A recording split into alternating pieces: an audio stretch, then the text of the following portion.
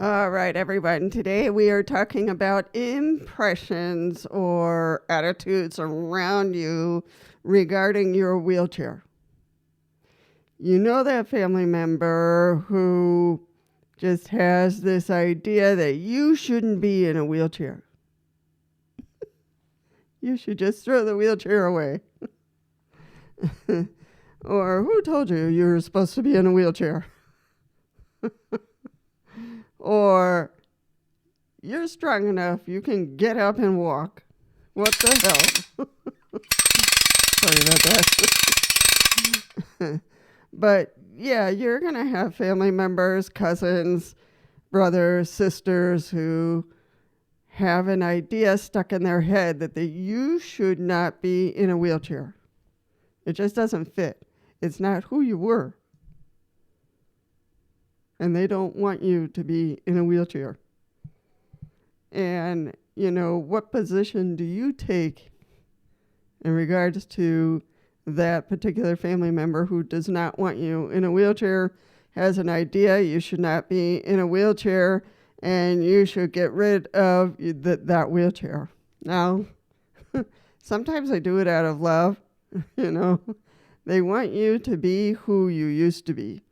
And that's not possible due to, your chronic pain, your condition, or you fell off a cliff and you broke your spine in two. So, so there is no way you're just going to get up and walk.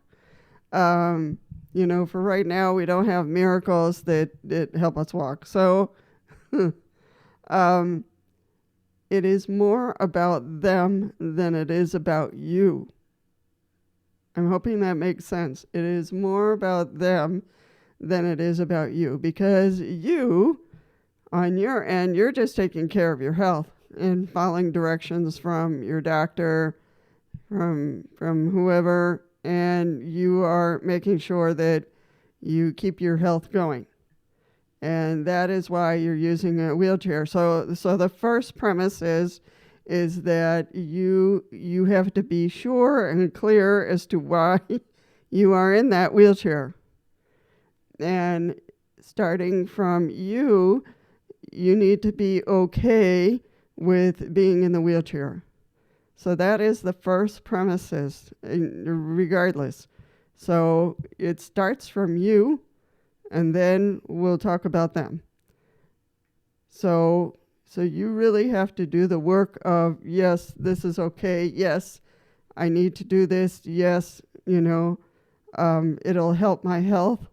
It will keep me in one piece, and it will give me the freedom that I need, that I don't have if I were not using the wheelchair. Now, I've talked a little bit about this before in the past, especially in the protocols. I think I talked a little bit about it, but really all this starts from you, for you to be okay with it. Now let's talk about other people, family members especially, because those are the most difficult to deal with, because you're just on the one-on-one with them all the time. You see them in the parties, you see them in weekends and, stuff like that when they come home from college, whatever it is. And they just have this disc going on in their head, and it's broken, basically. So, and you cannot repair their disc. It's broken. So you have to let them be, and they have to figure this out. The more they see you in the wheelchair, the better, because then they can fix that broken disc that's going around and keeps on skipping. So my sister should not be in a wheelchair. My sister should not be in a wheelchair, or the parent, they should not be in a wheelchair, should not be in a wheelchair. And it's their issue.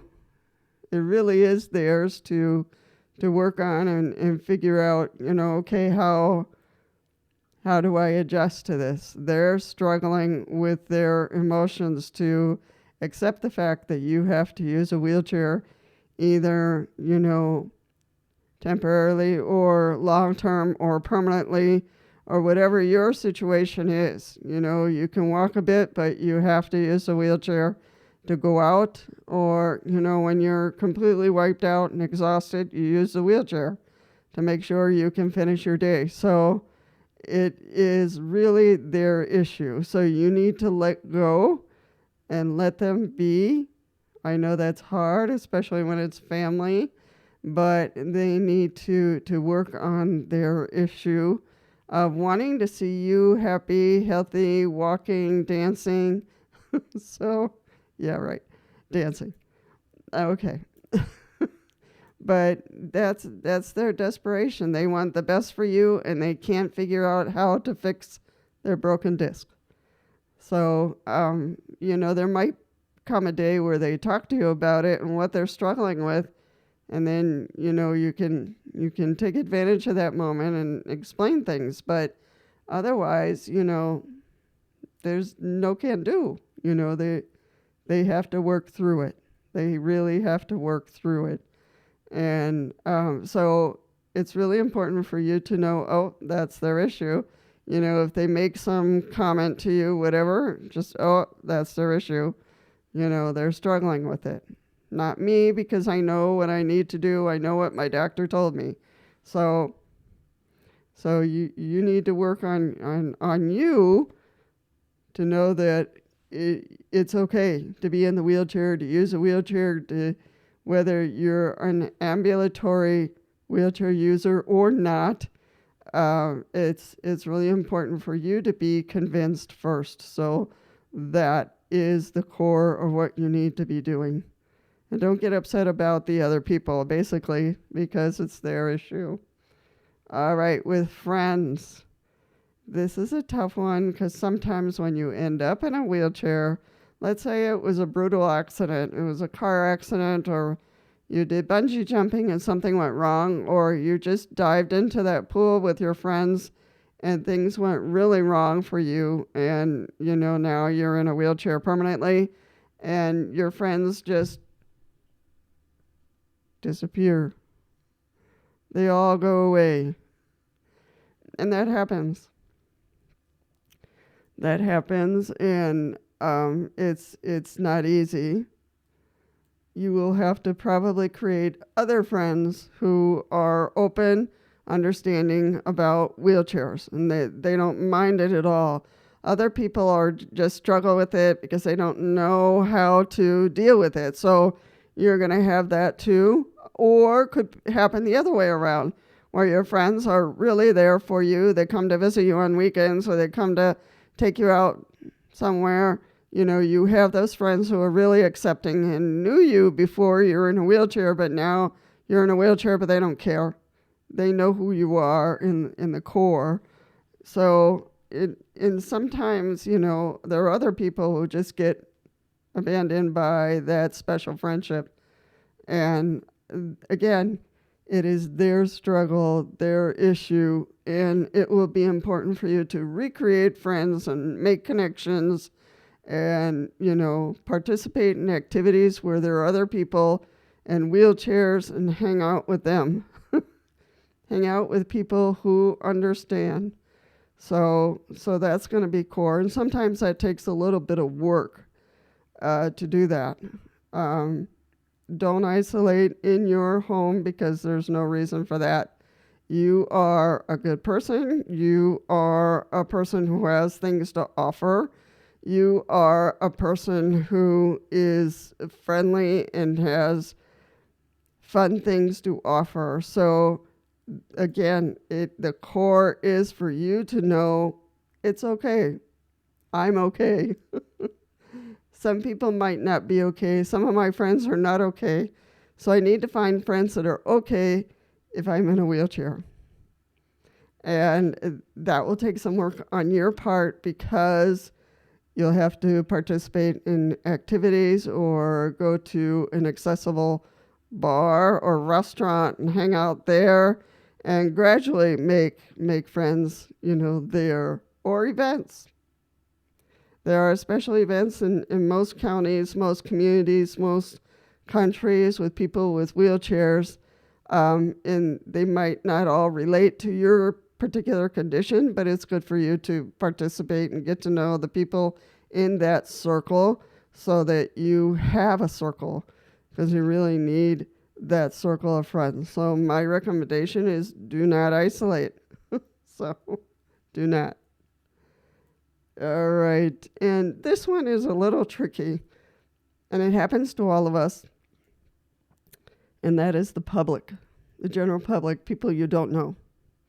And so you go out and you go to a store, and you're just taking your time. And I've talked a lot about this in other videos, so you've heard this before. And especially in Stranger Danger, I deal with this a lot, in which people, you're at a shelf and you're looking at something, and all of a sudden somebody wants to move you. And you're like, what the hell? Sorry about that word. I'll probably take it out. But anyway, but this could happen, especially more to people with manual wheelchairs, or people come up to you and try to move you because they want to get to that shelf to look at whatever.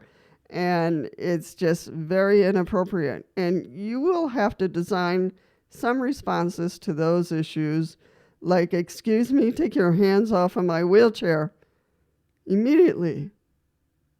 I'm a human being, and you did not ask permission to move me. You did not ask permission to touch my wheelchair. So you have to practice in the mirror some responses that will be firm and clear, that you did not want that person touching your wheelchair and trying to move you. And that's really essential for all of us. Power wheelchairs or manual wheelchair users, we have to have those responses. You know, and there could be somebody out there, you know, I could be in the store, and somebody knows how to take off my brakes and try to move me, and I really need to have a really clear response. Hey, excuse me, do not touch my wheelchair, back off, you know, because it's it's awful. The wheelchair becomes part of us, and it's a violation of our space and our needs for someone to come up and turn off our wheelchair and try to take off the brakes and move us, because they wanted to be there in that space, in that store. So we have to, you know, be firm on those things. Like, oh, I'm so sorry, you know, if you needed to be there. No, absolutely not. They need to respect everyone, and especially us. So, and you can complain to the manager if that ever happens, ever. You know, because they should have never done that. And in Stranger Danger, I talked about, you know, there was an article of a woman who, and I'm glad she put out the article, that she was talking about her experience of the day, and she was out, you know, for a stroll, for a roll, and a person came from behind her and started pushing her. And she said, excuse me, stop, let go. And the person wouldn't, and continued to push her. And that is very scary. So another gentleman who saw what was going on came up and forcefully spoke to this person and told him to let go immediately, you know. So then the person let go. But, you know, those things could happen to any one of us, and we need to be, you know, have those levels of forceability to let the person know what they're doing is inappropriate and will not be tolerated. So then there are other people in the public who say weird things to us, like, oh, I'm so sorry that you're in a wheelchair. And and you need to know that for yourself first, that, you know, that it's okay. That it's the other person who's feeling bad about something that is not bad. There was this title that I came across, It's called, in another video I talked about it, but it's called lack of tragedy. Lack of tragedy. And it was so interesting because it caught my attention, and it made me reflect about, truly, it's a lack of tragedy because I'm lucky. I have a wheelchair. I'm able to scoot around and get where I need to go. Lack of tragedy. And some people see us as a tragedy, and it is not. I've seen in other countries which they're having to put their loved one in a wheelbarrow and take them from point A to point B, that they carry them on their backs, to take them from point A to point B, and that's tragedy. But for us, it's a lack of tragedy, and people, sometimes you can stop and talk to them and let them know that it's a completely lack of tragedy, that you are blessed to be in the wheelchair, because it could be different. Could be very different, that you don't have a wheelchair, you're confined to bed, that there is no wheelbarrow, and people reject you as, some horrible situation. And that's not you. That's not you. And so you are doing well. You're independent, you can get around, that you can get from point A to point B, and you are blessed because you have the wheelchair, you have the tool that's going to help you go from point A to point B. So know that there are some people in the public who will just feel so sad and so bad and feel so bad for you. It's like, just knock it off. So bad for you. And it's like, no. There's no reason to feel bad or horrible for a person in a wheelchair. So you might have the time to talk to them a little bit and use that sentence, lack of tragedy. There's just a lack of tragedy. And a joy, what kind of joy and what kind of firmness and what kind of, sense of purpose that the power wheelchair or the manual wheelchair brings you, and what kind of things do you do, for your life and with your life. There was a little play. It was kind of more of a skit, but there was this woman who got out of her car and pulled out her wheelchair, got in it, and went to the grocery store. And on her way there, there was this person who wanted to help her so badly, and she was trying to help her, in the grocery store with things, and she tried to pay for her groceries. So this person in the wheelchair could not understand what was going on, and she brought the person outside of the grocery store and just said, "Look, ma'am, I know you want to help me. You do not have to pay for my groceries. This is uncalled for.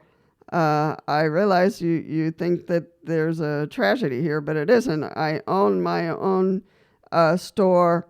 I'm the owner, and I need to get back to work. But the wheelchair provides me for everything I need, or most things that I need, and especially transportation and being able to carry things. So you do not need to pay for my groceries. You do not need to feel bad for me. You do not need to be hanging over me like I am some, invalid. I'm not." So, sometimes you have to speak to those people who are just hanging over you in the public and trying to help you, over what, would be needed. And sometimes I have run into that. I have run into people who hurl themselves against the wall when they see me coming. And I always, with a smile, I say, you're fine, you're okay. You don't have to, be plastered against the wall. You're okay. Because they're in a panic. Oh my God, a power wheelchair. So sometimes you have to help the public understand, because I think that there is a lot of education regarding cerebral palsy or the blind or the deaf, but sometimes people in wheelchairs, we don't have that education out in the public. So if we have a chance, it's good to stop and educate the person and let them know there is a lack of tragedy. And there is, they don't have to feel bad for us because we are in control. We are in control of our lives, when we are in our wheelchair. When we have to give up our wheelchair and hop in the bed and all that kind of stuff things, I don't know if you feel it, but it feels different when you get out of your wheelchair, it feels different, like you're missing something of you when you're out of that wheelchair. So just know that there is a lack of education for the public in regards to use of wheelchairs. And there's a variety of reasons why people use wheelchairs, not just a permanent situation, but it could be temporary, it could be some kind of surgery they're recovering from. It could be they're ambulatory wheelchair users. It could be that they're lifelong wheelchair users, like myself and you and many others. That, the wheelchair is our lifeline. When I go out, I gotta be in my wheelchair. So that's my reflection, my ideas for this Wednesday of Wheelchair Wednesday Chat. And if you have something that you want to add that about the public or situations that you've run into in regards to the idea of your wheelchair or their reaction to your wheelchair or the reaction to you, and you were able to educate them a little bit, share that with us, because I think it's important that the more we educate people around us, the better. And with a family member, sometimes we'll have to let go until there's an opportunity to sit down and talk about it. And, with friends, sometimes you'll have to recreate that circle of friends, unfortunately. And some of you are blessed and you have very good friends who are ambulatory or who also use wheelchairs. And you're blessed because they're with you. They know you beyond the use of the wheelchair. Because we are much more, as a person, beyond the use of the wheelchair. So that's another thought, that we are much more, and that goes beyond the use of the wheelchair. We are more than that. So that is my reflection. Share your experiences if you've had any, and I will see you in the next one. Also, for me to know how this channel is doing, if this video was helpful for you, feel free to subscribe. Also, to like the video, and liking a video helps the video continue to spread. And so other people can see the video and listen to it and see if it helps them and their experiences of using a wheelchair. All right, take care, stay safe, and I'll see you in the next one.